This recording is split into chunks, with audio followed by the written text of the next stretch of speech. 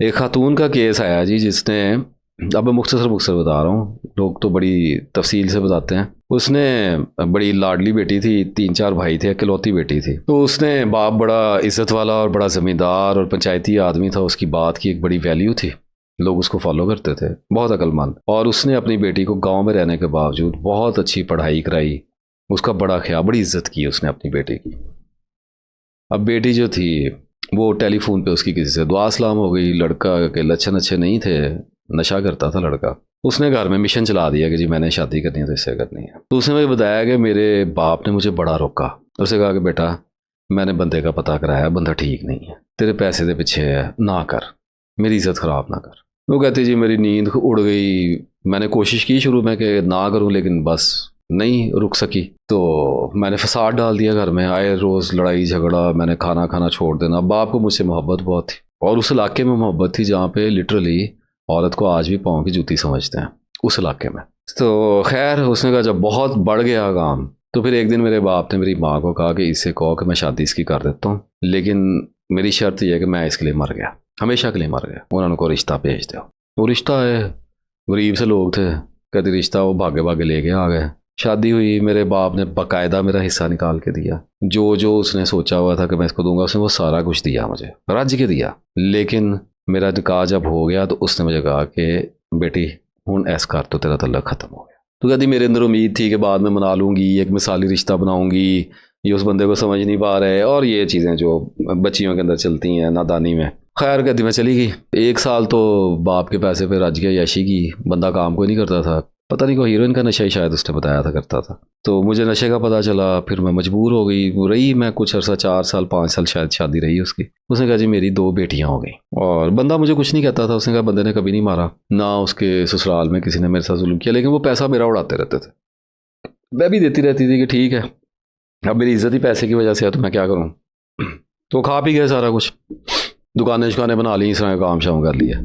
तो उसकी ना अपने बाप से और अपने भाई से किसी बात पे लड़ाई रहती थी, वो कारोबार के या जायदाद थोड़ी बहुत ज़मीन होगी उसके ऊपर लड़ते रहते थे आपस में अक्सर। तो कहती है एक दिन मुझे उसने कहा कि तुम्हारी एक फ़लाँ सहेली है, उससे तुम्हें मिलवा लाता हूँ। कोई 1-2 दिन उसने मुझे आहिस्ता आहिस्ता ना चक्कर दिया। दूसरे शहर में थी वो, मेरे माँ बाप के शहर में थी, माँ बाप के पास तो जा नहीं सकती थी, ना बात होती थी। तो उसने कहा कि उधर चले जाओ। तो माँ से मेरी बात करवा दी, चोरी माँ से बात पहले भी कहती होती थी, शायद उसने मुझे ऐसे ही बताया कुछ। तो उसने कहा कि माँ उधर आ जाएगी तो अपनी माँ से मिल लो। तो मैं लालच में आ गई, मैंने बच्चे लिए, वो गाड़ी पे मुझे छोड़ के आया, घर वापस आया तो मुझे पीछे से फ़ोन आया कि जी उसने अपनी माँ को, अपने बाप को और अपने भाई को, तीनों को कत्ल कर दिया, तहरा कत्ल, ट्रिपल मर्डर। और पुलिस लेगी पकड़ के, दुनिया उजड़ गई, ज़िंदगी ख़त्म हो गया। वो बैठी से लेके घर, उधर क्या करने जाना है, माँ तो बेटा सारा खानदान ही खत्म हो गया, कुछ भी नहीं था, 2 भाई थे और तो कुछ भी नहीं था। खुद जेल चला गया। तो अब कहती फिर मेरी जो सहेली थी, मेरा ख्याल उसके हस्बैंड ने और उसकी फैमिली ने कुछ मेरे वालिद के साथ जाके कुछ, मैं रही उनके घर महीना शायद रही, डिटेल्स अब तो मिस हो रही हैं, मैं ज़रा जल्दी जल्दी आपको बता रहा हूँ। तो उन्होंने थोड़ा मिन्नत तरला किया कि अब इसका क्या असर है, बच्चियाँ हैं साथ। तो बाप मजबूर हो गया, मोहल्ले वालों ने दबाव डाला, रिश्तेदार आ गए बीच में। उसने कहा आ जाए, मेरा इससे कोई ताल्लुक नहीं है, आ जाए। तो कहती मैं लुटी फुटी जो है मैं आ गई। तो मैं रही घर में, मुझे किसी ने बुलाया ही नहीं, ना भाइयों ने बुलाया, 3 भाई थे शायद उसके, ना भाइयों ने बुलाया, ना माँ ने बात की, मैं पड़ी रहती थी। उसके बाद उन्होंने मुझे महीने के अंदर अंदर ऊपर छत पे उन्होंने 2 कमरे डाल दिए, और एक मतलब एक कमरा डाल दिया, एक वॉशरूम बना दिया, किचन छोटा सा बना दिया, और उन्होंने कहा इधर रही जाओ। मैं ऊपर चढ़ गई, तो अब खाऊं कहाँ से, घर में तो कोई बुलाता नहीं था। तो फिर आहिस्ता आहिस्ता कहती मैंने ज़रा खिदमत गुजारी शुरू कर दी कि किस तरीके से राज़ी हूँ, मुझे तो अपना काम बड़ा लगा हुआ था, ज़ाहिर है ज़िंदगी उजड़ गई। 2-3 महीने के बाद कहती एक दफ़ा नीचे भाई आया शायद, उसने कहा फ़ोन आया, उस वक्त मेरा ख्याल कोई मोबाइल इससे लिया हुआ था या कोई चक्कर था। तो माँ के मोबाइल पे आई थी कॉल, तो कहती मैंने सुनी तो मेरा हस्बैंड था जेल से। तो उसने कहा कि जी मुझे फांसी हो गई है। तो शायद 4-5 महीने की बात है। तो मेरी तरफ से तुम्हें तलाक है, मैं तुम्हें आज़ाद करता हूँ, मेरे से जो गलती होनी थी हो गई है। बड़ी उन्होंने, पुलिस कितना टाइम देती है बात करने का। उसने कहा कि तुम मेरी तरफ से आज़ाद हो, कहीं शादी करनी है कर लो, मैं तो उजड़ गया, माजरत मैंने तुम्हारे साथ ये किया फ्लाटिंग, और फ़ोन बंद हो गया, गेम ओवर हो गई।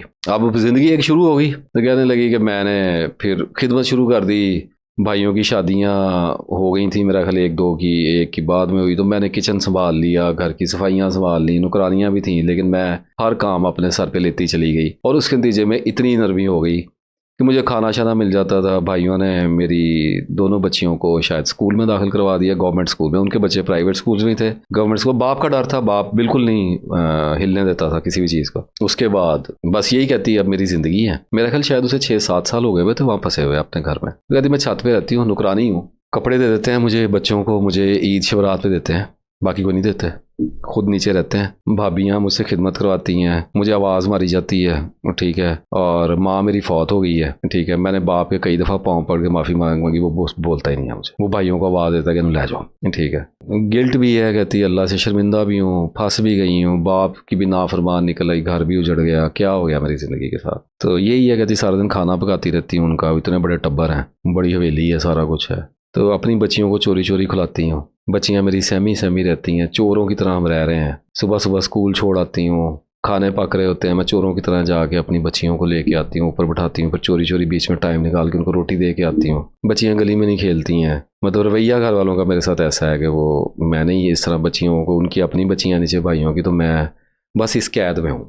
ऐसे ही चल रहा है। उसने कहा, पहले उसने कहा जी मेरा ख्याल था कि कुछ नरम पड़ेंगे, लेकिन अब मुझे पता चल गया है कि 6-7 साल में जो नहीं हिले उन्होंने आगे क्या हिलना है। वालिद को शायद बाद में कोई फालिज हो गया था, तो कहती वो भी उम्मीद शायद ख़त्म हो गई है, भाइयों की तो अपनी ज़िंदगी है, तो बस मैं उनके सर पे बोझ हूँ। तो मैं उनका जितना काम कर देती हूँ तो उनको होता है अच्छा इसने इतना काम कर दिया तो इसको रोटी दे दो, कपड़े लत्ते ले दो, भाई इतना मेरा करते हैं, बिजली का बिल दे देते हैं, और कुछ नहीं है। खर्चा उसने कहा मेरे पास कोई नहीं होता। अब उसने मुझसे पूछा कि मुझे बताएं कि मैं यहीं रुकी रहूँ, मैं भाइयों के दिल नरम होने का इंतज़ार करूँ, बाप के ठीक होने का इंतज़ार करूँ, या आगे बढ़कर अपनी ज़िंदगी किसी और डगर पे ले जाऊँ, दारुल उमान चली जाऊँ। मेरी बच्चियाँ तो इस कैद से निकले हैं, उनकी शख्सियतें अजीब सी हो गई हैं, वो चुपचाप बैठी रहती हैं, मैं रोती रहती हूँ, मुझे देखती रहती हैं। हम एक ट्रेजिडी बन चुके हैं।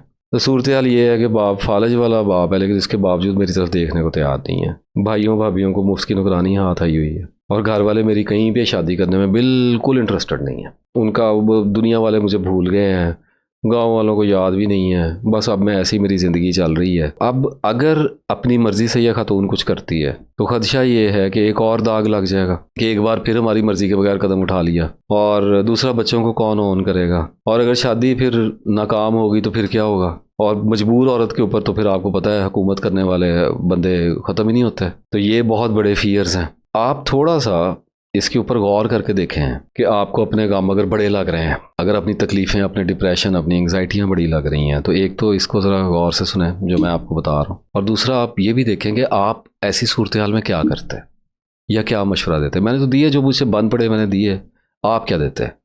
और खुद अगर आप ऐसी सूरत हाल में होते तो आपका रवैया ज़िंदगी के साथ, अल्लाह ताला के साथ कैसा होता, या आप कौन सा रास्ता इख्तियार करते हैं।